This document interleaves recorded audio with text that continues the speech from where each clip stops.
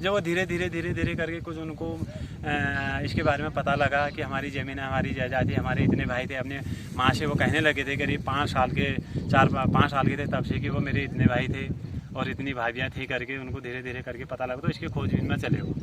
तो जब वहाँ से जाते जाते वो जैसे निकले, अब वो ये गढ़वाल साइड तो बोलते हैं, फिर अब हमने तो उतना देखा नहीं, तो मालू भोर चले गए, मालू ठोकान चले गए। तो वहाँ उनको नमस्कार दोस्तों, स्वागत है आपका गवाला यूट्यूब चैनल के एक और वीडियो पे। आज की वीडियो बहुत ही खास होने वाली, क्योंकि आज मैं अपने यूट्यूब चैनल पे पहली बार जो है हुड़किया बॉल दिखा रहा हूँ। हुड़किया बॉल हमारे उत्तराखंड की कृषि से संबंधित एक संस्कृति है, कल्चर है, परंपरा है। तो मेनली इसका अगर मैं इसको शब्दों में परिभाषित करूँ तो हुड़किया होता है हुड़का बजाने वाला। हुड़का एक हमारा वाद्य यंत्र है, उत्तराखंड का बहुत ही फेमस और प्रसिद्ध वाद्य यंत्र है। हर जगह बजता है जहाँ भी गाना बजाना होता है। उसके अलावा बॉल जो शब्द है, बॉल एक कुमाऊनी शब्द है। इसका अर्थ होता है श्रम, यानी कि मेहनत। तो जहाँ पे मेहनत हो रही है वहां पे अगर हुड़क बज रहा है तो उसको हुड़किया बॉल कहेंगे, अगर इसका एक लाइन में हम परिभाषा निकालें तो फिलहाल उत्तराखंड में हो रही है रोपाइयां, तो रोपाइयों में भी हुड़किया बॉल बजता है। यानी कि जब रोपाइयां, जब धान की पौध रोपती हैं हमारी महिलाएं, गांव की महिलाएं, तो जो हुड़क बजाने वाला होता है वो हुड़क बजाता है और गाता भी है, और महिलाएं उसको दोहराती भी है। तो इसी तरह जब रोपाई के खेत के अलावा और जगह भी इस तरह को, मतलब इसको किया जाता है। जैसे गेहूं के खेत में तो नहीं, जैसे मंडवी के खेत में और धान के ही खेत में अगर गुड़ाई करनी हो तब, तो मतलब खेतों में अगर काम हो रहा है और वहां पे हुड़क बज रहा है तो हुड़किया बॉल उसको कहते हैं, गाना बजाना इसमें होता है। तो फिलहाल आज की वीडियो को शुरू करते हैं। जिस खेत में हुड़किया बॉल लगा है वहां चलते हैं और आपको सीधे हुड़किया बॉल दिखाते हैं। तो दोस्तों, अभी मैं आ गया हूँ नीचे खेत में, जहाँ पे हुड़की बॉल चल रहा है और गाया जा रहा है। तो ऊपर आप देख सकते हैं जो पारंपरिक परिधान है हुड़की बॉल गाने का, उसे पहना है नवीनदा ने, और सभी महिलाएं जो है मस्त होके रोपाई लगा रही हैं। तो अभी मैं उन्हीं के पास जाता हूँ और बढ़िया से आपको हुड़की बॉल की जो बोल है, जो गीत के बोल है, वो आपको सुनवाता हूँ।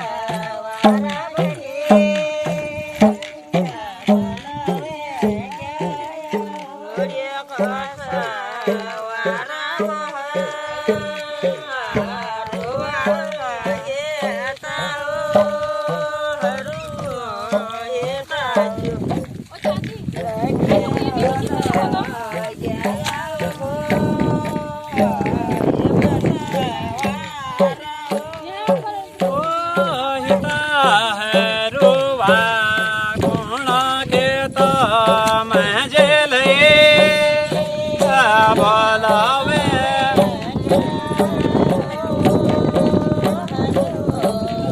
ताजो गुण के तो मैं जले सबसे बीजम का एमनी धरोवर हाथ पर हाथ रख मांगला सिद्ध ले जाओ दिया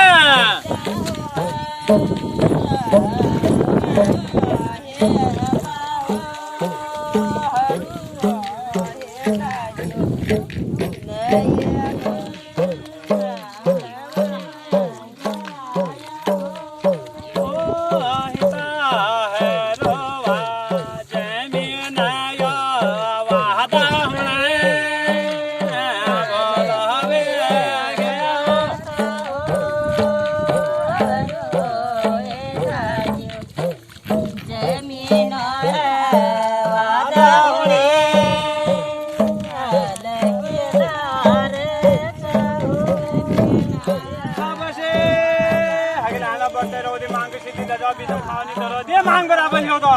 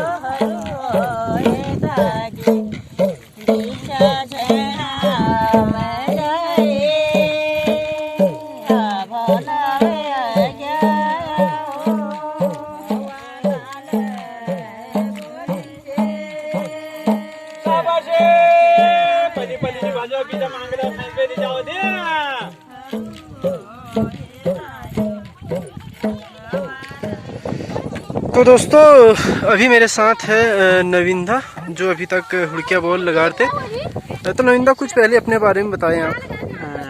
राजू भाई, मेरा नाम नवीन कुमार है। मैं ग्राम सभा सलौर उर्फ बाशागर और स्वर्गीय श्री हिम्मत राम जी का लड़का हूँ। मैं इसके बारे में थोड़ी बहुत ना तो नहीं थोड़ी बहुत जानता हूँ। जो हमारे पहाड़ी कल्चर, जो हमारे पहाड़ी रीति रिवाज है, वो एकदम लुप्त होते हुए जा रही है। तो पहले जब हम बच्चे थे ना, तो तब ये कल्चर चलते रहता था काफ़ी। उस टाइम पर तो कम से कम ये 1998, 99 या 2000 की बात है। 20 औरतें, 25 औरतें, कम से कम 15, उससे ऊपर ही होते थे। उतने ही जेंट्स भी होते थे, बच्चे होते थे, हम भी खेलते थे। तो इसमें मतलब कि यह है कि एक तो काम जैसे पौधे लगाने हैं, धान लगाने हैं, उसका पता नहीं लगता है कि सुबह से शाम हो जाती और हल्की फुल्की रिमझिम बारिश होती थी, तो पता नहीं लगता था कि खेत हमारे तैयार हो गए और इतनी धान लगा रहे, इतनी रुपए होगी करके। वही रीति रिवाज अपने वो ये हमारी जो कुमाऊनी कल्चर है, मैं उसको दोबारा मतलब जो लुप्त होते जा रही है, थोड़ी जागरूकता देना चाहता हूँ कि जैसे कि थोड़ी बहुत मेरे को आता है और मेरे को देखते ही कुछ और लोग भी इस कार्यों को आगे बढ़ाएं और वो भी यही सीखें। तो इसमें जैसे कि मैंने ये राजा हरु सिंह की एक कहानी लगाई थी।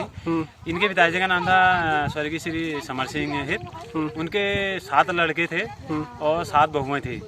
तो उनको मतलब धीरे धीरे कर अच्छा खासा कारोबार था, हर कोई चीज़ में मतलब कि बहुत बढ़िया था। तो उनको थोड़ा मतलब कि अत्याचारी में आगे थोड़ा मतलब कि ये हुआ कि इंसान की अपनी अपनी भावनाएं होती थी, हर जगह अत्याचार करने लगे, तो उनका एकदम विनाश हो गया। तो उनका विनाश हुआ तो फिर उनका जो माता त्योला रानी थी उनके पेट में 6 महीने का गर्भ में बच्चा था। अच्छा। तो वो जब पैदा हुआ तो उसका नाम पड़ा कि हरुहित। अच्छा, उसका नाम उनका नाम जब वो पैदा हुए उनका नाम पड़ा हरुहित सिंह। तो वो भी एक राजा के लड़के थे, 4 पट्टी के मालिक थे, काफ़ी जगह जमीन जायदाद वगैरह थी, सब जगह गिरवी पड़ चुकी थी।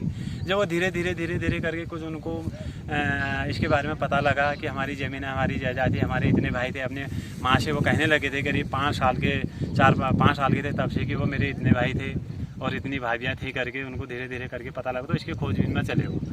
तो जब वहाँ से जाते जाते वो जैसे निकले, अब वो ये गढ़वाल साइड तो बोलते हैं, फिर अब हमने तो उतना देखा नहीं है। तो मालू भोर चले गए, मालू ठोकान चले गए। तो वहाँ उनको जादू टोना और दुश्मन एरी बैरी सबसे रुकना था। फिर भी वहाँ से जंग जीत के आए थे वो। तो वहाँ से जब जीत के आए थे, जो भी देवी देवताएं थे तो उनके उसमें उन्होंने प्रार्थना करी और उनका अपना प्रण था, मैं वहाँ से जीत के आ जाऊँगा, अपनी ज़मीन को छुड़ा लूँगा। तो जो काफ़ी लोग हैं वो करेंगे तो कुछ उपज होगी, उसमें लोगों का घर परिवार पलेगा। लेकिन बहुत उनकी सोच बहुत अच्छी थी। तो वहाँ से आए, जीत के आए।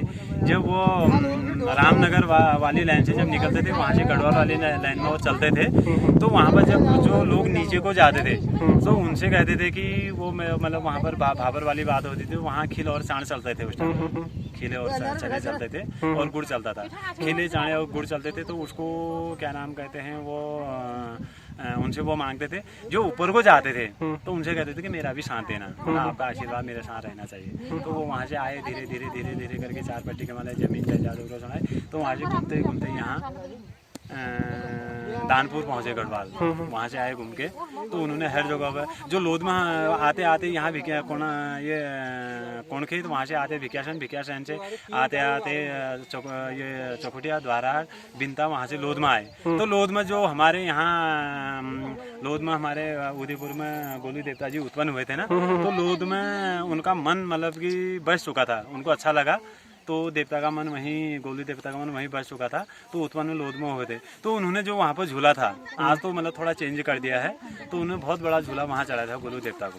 तो वहाँ से ये हमारी बरोरो घाटी आते आते वहाँ लोध में गए थे। लोध से आते यही लाइन से निकले, क्योंकि ये हमारी लोध और सोमेश्वर की बीच की बरोरो घाटी इतनी सुंदर और इतनी अच्छी है। शायद बाहर से विदेशों से लोग भी आते हैं, ब्रिटिश आते हैं, अंग्रेज लोग उगरा आते, तो उनको बहुत अच्छा लगता है। तो वो यहाँ से जाते जाते सोमेश्वर रुके। तो सोमेश्वर में भी उन्होंने होल्ड करा था। वहाँ से भी गरुड़ कौशानी गई, वहाँ गांधी धाम में भी वहाँ उन्होंने देखा सुना घुमा। वहाँ से फिर वहाँ गरुड़ से जाते बागेश्वर से भी जाते आगे गढ़वाल को पहुँच गए। जब दोबारा लौट के आए तो उनका प्रण पूरा हुआ था। तो उन्होंने हमने ये कार्य जो है, इसी पर उनके नाम से ये कहानी बनी, बहुत बड़ी किताब भी थी। हमको तो बीच में भूल जाता है, अभी भी है मेरे पास तो है, लेकिन अगर और लोग सीखना चाहते तो मैं इसको YouTube चैनल के द्वारा जो भी शब्द हैं मैं उसको बता सकते लोगों को बता सकता हूँ। तो जो लोक कथा है हरुहित की, उसी को आप गाने के तौर पे, हाँ वही मतलब उन्हीं की कहानी है, हकीकत कहानी है, सच कहानी। जो हमारे बुजुर्ग लोग हैं जो 80+ और 90 प्लस होंगे, जो पुराने लोग हैं। हाँ, तो दोस्तों अभी मेरे साथ हैं ललित भाई अपने बारे में थोड़ा परिचय दें अपना संक्षिप्त। मेरा नाम ललित कुमार आर्य है और पिता का नाम स्वर्गीय श्री हिम्मत नाम। मैं ग्राम रजड़ा से बिलोंग करता हूँ और मैं सोमेश्वर डिग्री कॉलेज में पूर्व शासन अध्यक्ष 2018-19 में रह चुका हूँ। और अभी फ़िलहाल मैं पोस्ट ग्रेजुएशन कंप्लीट करके मैं फ़िलहाल अभी अपनी तैयारी में लगा हूँ, कोई गवर्नमेंट निकल जाए। जहाँ तक जो है मेरा सपना है कि मैं UPSC निकालूँ, तो उस हिसाब से तैयारी हो नहीं पा रही है। ऐसा कि समूह वो भी निकल जाए तो काफ़ी है। तो ललित भाई ये बताएं कि अभी मैं आपके यहाँ पे देख रहा हूँ, अभी मैंने आपके बड़े भाई जी से बात की नवीनदा से, तो उन्होंने हुड़की वालों के बारे में काफ़ी कुछ बताया। आप ये बताएं कि अभी हमारे क्षेत्र में पहले तो काफ़ी लगता था, लेकिन अभी एक तरह से विलुप्त हो गया है, तो आप इसको किस तरह से देखते हैं? क्योंकि आप हर साल लगाते हैं ये काफ़ी के घर में और आसपास में ये भी चल रहा है। पहले तो मैं बताऊंगा, जो पुराने लोग थे वो धीरे धीरे करके बुढ़ापा हो गया, मतलब कोई गुजर चुके हैं और विलुप्त होने का कारण ही है।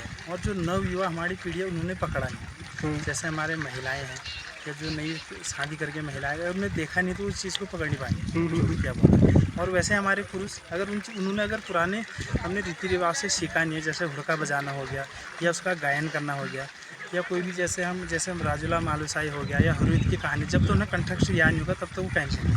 और जैसे कि आपने भी देखा यहाँ पर जो हुक्का बॉल चला था, इसमें कुछ महिलाएं पुराने हैं जिन्होंने कि पहले से पकड़ा है। जैसे इसको ये जो हुक्का बॉल की परंपरा है, हमारे पापा जी भी लगाते थे इस चीज़ को।